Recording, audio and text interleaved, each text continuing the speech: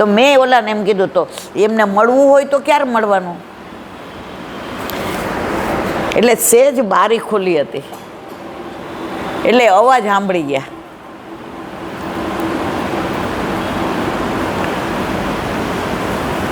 એટલે કે એ ઈલાબેન ઊભા રહેજો. એટલે આ મને કે અવાજ આવ્યો અંદરથી ને. પછી મને કે માફ કરજો, એને મેં ના જ પાડી છે 2 વાગ્યા સુધી કોઈને તારે અંદર નહીં, કારણ હું ને મારા લાલા એકલા હોય ને તો એને ડિસ્ટર્બ થાય. જુઓ કેટલો ભાવ, ગોપી ભાવ નહીં અલા, કેવું આમ. તો મેં સારું આમ પછી આવશું. મને કે ના ના એવું નહીં, આવો આવો. જે અમે તો ગયા, એને ઠાકોરજીનો રૂમ હતો ને એને આડો આગળિયો મારી દીધો કે અમે કેવું, કેમ અમને જવા ન દીધા અંદર. એ કે હજી જાગે ને પછી. મેં કીધું ના, અમારે દર્શન નથી કરવા, મને ખબર છે કે આપણે કોઈના ઠાકોરજીના દર્શન કહેવાય જ નહીં. પછી મને કે આજ તો મારી ભેગા ચા પીઓ. મેં કીધું ચા પાણી પીને આવ્યા છે, ખાલી તમને ભગવત સ્મરણ કરવા આવ્યા છીએ. મને કે ના, આપણે હારે ચા પીએ. પછી ચા પીધી. મેં તો મને તમારો આ ગોપી વેશ બહુ ગમ્યો. મને બધા કહેતા હતા પણ હું માનતી નહોતી. મેં તો ખરેખર તમે તો ઉંમર કેટલી ખબર? 75, 75 ને. અને એ ગોપી જેવા લાગતા હતા ને, મારી જેમ શરીર ભારે, આમ આમ આમ જાય ને, ચોટલો અહીંયા સુધીનો ને, વેણી નાખેલી. આગલા દિવસે ઠાકોરજીને જે માળાજી ધરાવી હોય ને એની વેણી નાખેલી ને આમ આમ આમ હાલે. સવારે કોઈ કામવાળાએ નહીં આવવાનું, કોઈ રસોયા નહીં, કોઈ નહીં. એના ઠાકોરજીને એ જ એના વર્તો. ત્યારે મને એમ થયું કે ખરેખર ભૂતલ પર હજી આવા વૈષ્ણવો છે. એના ઠાકોરજીને રોજ કલેવુમાં ગરમ નાસ્તો કરાવે. 75 વર્ષે જાતે રસોઈ કરે, જાતે બધું કરે છે. આપણે તો અત્યારે જ એમ કહી દે આ તૃપ્તિ નથી એટલે આપણાથી ન થાય બહુ. ઠાકોરજી કે કરવું જ નથી તારે. તો મારે કહેવાનો આશય એ છે કે તમને એવો ભાવ હોય ને, એમ અહીંયા જગન્નાથ ભગવાન માધવદાસને જોઈને સમજી ગયા કે આજે આનું મુખારવિંદ બરાબર નથી. મુખ્યજીએ કહ્યું કે આજે કેમ માધવદાસ? એ કે ના ના કંઈ આછો આછો, બધું બરાબર છે, બધું બરાબર. બીજે દિવસે મોડા આવ્યા. આટલા વર્ષોમાં ક્યારેય માધવદાસ મોડા નથી આવ્યા. બીજે દિવસે મોડા આવ્યા. એને ઝાડા બહુ થઈ ગયા હતા એટલે ઘડી ઘડી જાય ને ઘડી ઘડી નાહવાનું. પછી આવીને કીર્તનને કર્યું પણ ઠાકોરજીને મજા ન આવી અને માધવદાસને ન આવી. 2 દી પછી આવતા બંધ થઈ ગયા. હવે ઠાકોરજીથી રહેવાય નહીં. મારો માધવ ન આવ્યો. જેને વચનામૃત થતું કે અમારા ઘરે બેઠકમાં એક વૈષ્ણવ કાયમ આવે. આરતીનો ઘંટ પડે એ ટાઈમે એ થાંભલાની પાસે ઊભા જ હોય. આમાંથી ઘણાય સાંભળ્યો હશે આ પ્રસંગ. હવે એ કે એક દિવસ એ ન આવ્યા તો હું આરતી ઉતારીને જેવું આમ પધરાવા ગયો ને તો મેં જોયું. એ કે આજે હવે નથી કે એ ભાઈનું નામ મને ખબર, ક્યાંથી આવે છે એ નથી ખબર, પણ એ ત્યાં ઊભા ઊભા આરતી થાય ને એટલી વાર એવા પ્રેમથી ને આમ ઠાકોરજીને નિહાળતા હોય કે એમને જોઈને હું રાજી થાઉં. તો 3-4 દી ન આવ્યા. પછી 5-6 દી પછી આવ્યા. એટલે એ કોઈ દિવસ એ કે ચરણ સ્પર્શ કરવા ન આવે, કોઈ દિવસ કોઈ યાર બોલે નહીં. આરતી થાય, હવે આપણામાં તો આરતી લેવાની ન હોય એટલે એ કે દંડવત કરે અને નીકળી જાય. તે દિવસે નીકળવા જતા હતા જે કે મેં બોલાવ્યો એ ભાઈ અહીંયા હોય. એ કે કેમ 4-5 દીથા નહોતા આવતા? અમારો થાંભલો ખાલી હતો ને તો અમારા ઠાકોરજી તમને ગોતતા હતા. એ કે જુઓ સાક્ષાત છે એની પ્રતિ. ત્યાં હમણાંનો જ દાખલો છે, હમણાં જ આવ્યું હતું આ બધું. આ બધાય સાંભળ્યું છે. જે 5 દિવસથી મને છે તાવ બહુ આવતો હતો એટલે ડૉક્ટરે બધું ચેક કરાવવાનું કીધું ને એટલે દવાખાને જ આવે. એ કે ભાઈ આ થાંભલો ખાલી હોય ને તો અમારા ઠાકોરજીની દ્રષ્ટિને વાગે છે. પછી કે રોજ આવે ને પછી કે ચરણ સ્પર્શ કરવા આવે અને પછી કે હસતા હોય ને તો હું રાજી થાઉં કે મારા ઠાકોરજી ને એના ઉપર ધ્યાન જાય છે. થાંભલો ખાલી નથી હોતો. એમાં માધવદાસ 2-3 દિનું આવ્યા. માધવદાસે વિચાર્યું કે આટલી વાર જવું પડે નાહવું પડે તો સમુદ્ર કિનારે વયો જાઓ. તો માધવદાસ ક્યાં વયા ગયા? સમુદ્ર કિનારે. એટલે જાય ને ત્યાં નાહી લે, જાય ને ત્યાં નાહી લે. હવે ઠાકોરજીથી રહેવાયું નહીં. 1 મિનિટ.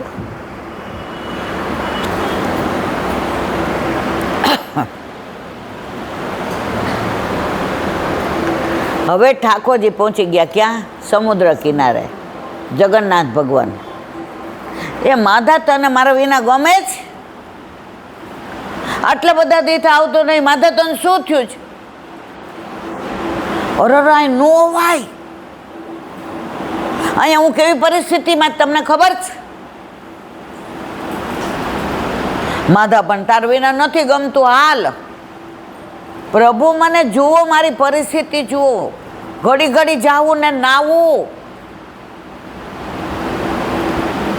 ઠાકોરજી કે કાંઈ વાંધો નહીં, તું નહીં આવતો હું અહીં રહીશ. હવે ઠાકોરજી એને વાલ કર્યું, પૂચકાર્યું. એ પ્રભુ મને અડો નહીં ને, આમ તો મેં સ્નાન કર્યું સમુદ્રમાં, પણ પ્રભુ અહીંયા નો અડાય, અહીંયા નો કરાય. માધા તાર વિના મને નથી ગમતું. એ કે તો પ્રભુ મને મટાડી દો ને. એ કે હજી 15 દિવસ છે, હજી 15 દિવસ તારા દુઃખ વેઠવાનું છે. તારા સંચિત કર્મો લઈને તું આવ્યો હો, એ બધા કર્મો ખપી જાય તો તાર ફરીવાર ન આવવું પડે, મારી પાસે જ રહેવાય.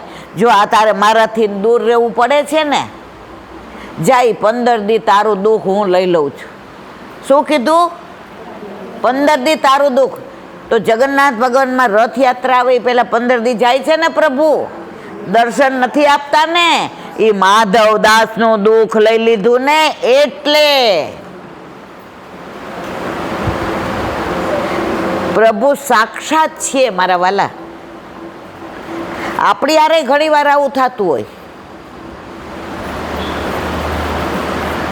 એકવાર એક બેન કે હું સાલમાં પેલું કાર્ડિયોગ્રામ ને પેલું એક્સરે ને કરાવ, ના MRI કે શું કાંઈક કીધું. તો એ કે મને એવો જીવ વળે કે અરે રે રોજ મારા હાથે જ મારા પ્રભુ પોઢે, એને ચરણ ચાપવું, એને પૂછવું આજ કયા વનમાં ગયા હતા, આજે ગાયોને તમને પૂછ પકડીને તમને ખેલાવ્યા હતા, આજે ગાયો ઝઘડી નહોતી ને, તમે એની પાછળ દોડ્યા નહોતા ને, યમુનાજીમાં કૂદકા નહોતા માર્યા ને, આજે કદમના વૃક્ષ ઉપર ચડ્યા તો કૂદકા મારી. એ કે રોજ આવું પૂછું ને રોજ મારા પ્રભુને કહું લાવો ચરણ ચાપી દઉં. થાકી ગયા છો, ચરણ દુખતા હશે, ફૂલથી વધુ કોમળ છો, માખણથી વધુ કોમળ છો, અને પછી મારા ઠાકોરજીને અનુસર કરું. હવે કે હું ગઈ ત્યાં કરવા તો જીવ એવો બળે રસ્તામાં કે આજે પોઢાડાશે નહીં, અને મારા ઠાકોરજીને હું નહીં પોઢાડું અને પછી બરાબર ઓઢાડશે નહીં તો, ચરણ ચાપશે નહીં તો, પછી એને ગમશે નહીં તો. આવા વિચાર કરતા ગયા. તો ત્યાં ગયા, 1.5 કલાકમાં બધું પતી ગયું. કેટલું?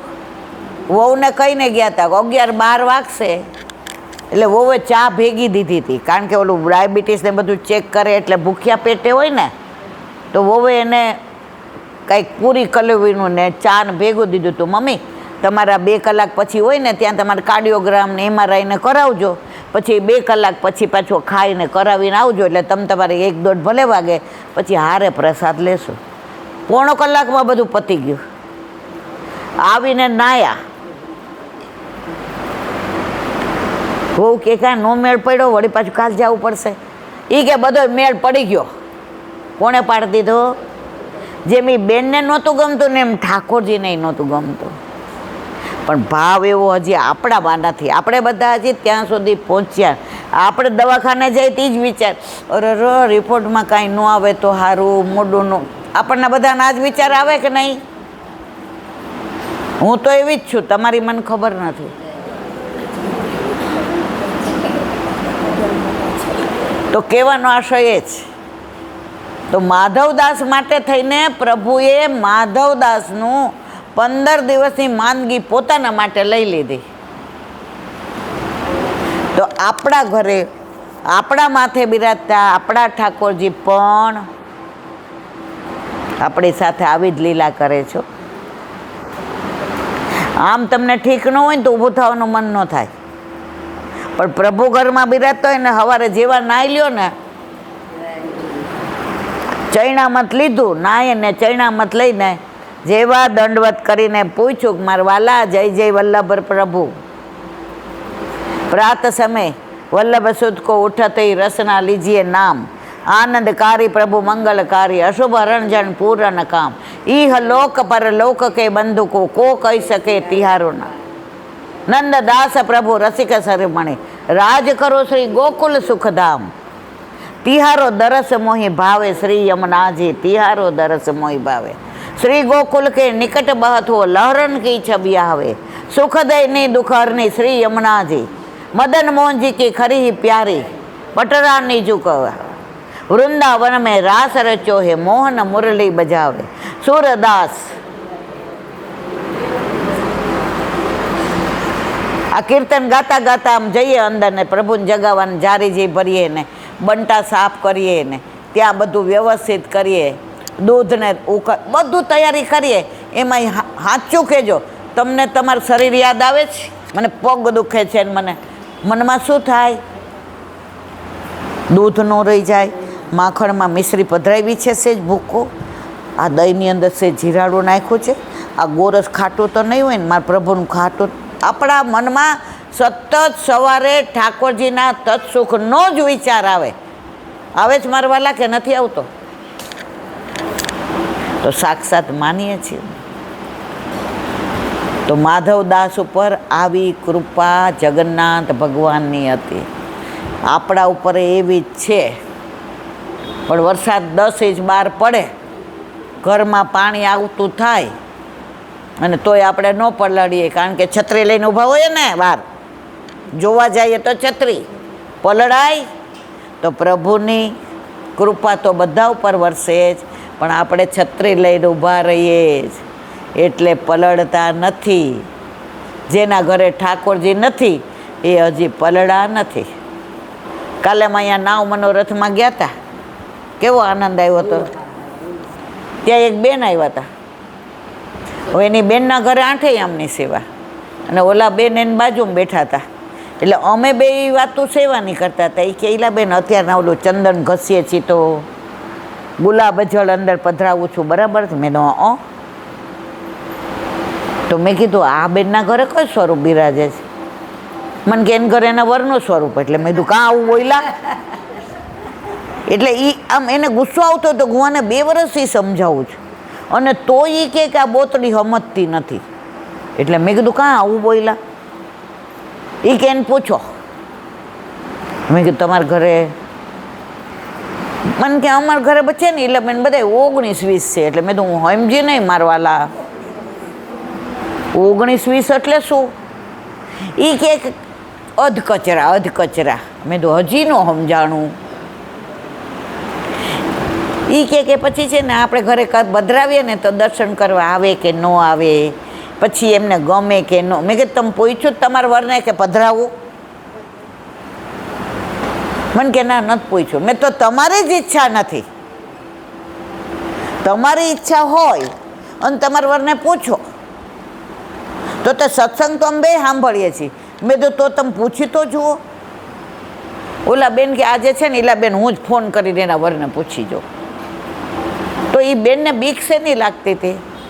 એ કે પછી મારાથી અપરસ જળવાય ન જળવાય, મારાથી ને મારો આ અંગૂઠો છે ને એલા બેન કાયમ પાકેલો રહે છે કોઈ દિવસ. એટલે ડૉક્ટરે કીધું કે કોક વાર મટે ને કોક વાર થાય, એને ડાયાબિટીસ છે. એટલે તો એ કે સાડી ન પહેરાય. મેં કીધું મારા વાલા ઠાકોરજી તમારો ભાવ જુએ છે. આ બધું નથી જોતા. પણ જેવા અમે નીકળ્યા ને એટલે ડ્રાઈવરને ગાડી લઈને આવ્યા હતા. એટલે મારી પાસે આવ્યા. એ કે હાલો મૂકી જાઓ. મેં તો અમે ગાડી લઈને આવ્યા છે.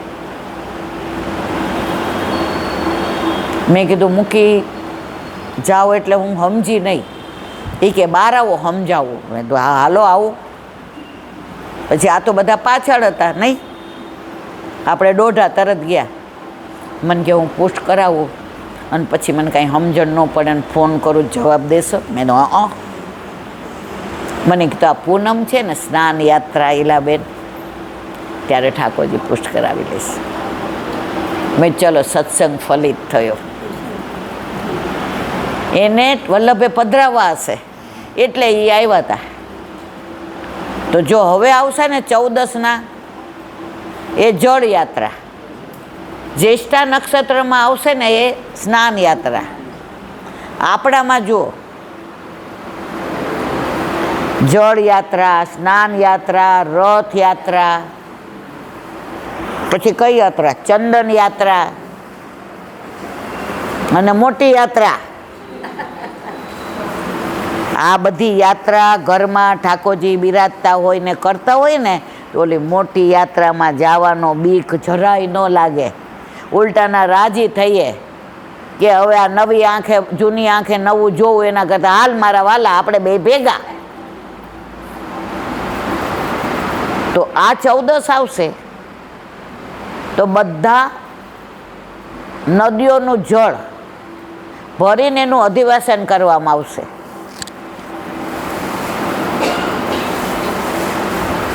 જ્યાં નિધિના મંદિરો હશે ત્યાં જળ ભરાતા હશે અને એ જળનું અધિવાસન કરીને જ્યેષ્ઠા નક્ષત્રમાં ઠાકોરજીને સ્નાન કરાવવામાં આવશે. તમે શ્રીનાથજીમાં આજે પણ જાઓ ને તો દિવાલોમાંથી જળ આવે છે જ્યેષ્ઠા નક્ષત્ર. પણ આપણી તો ત્રેવડ નહીં એટલી ગિરદીમાં જવાની. કેમ સ્નાન યાત્રા? ઠાકોરજી વ્રજ કુંવર હતા, વ્રજરાજ કુંવર. હવે નંદ બાવાએ વિચાર્યું